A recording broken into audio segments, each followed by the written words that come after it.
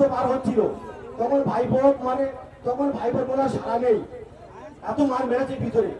সে মারের বর্ণনা আমি তো ভুলতে পারছি না, আমি আপনাদেরকে বলে বোঝাতে পারবো না যে কিভাবে মেরেছে। একটা ছোট চেয়ারের ভিতরে আমার ভাইপো, আমার সামনে একটাই ছোট চেয়ারের ভিতরে ঢুকে গিয়েছে আমার ভাইপো।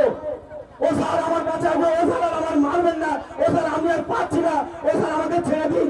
আমি এমন ভাবে বলছে, স্যার আমি আপনাকে বাবা মেরেছি, আপনি আমাকে ছেড়ে দিন। ওই এমন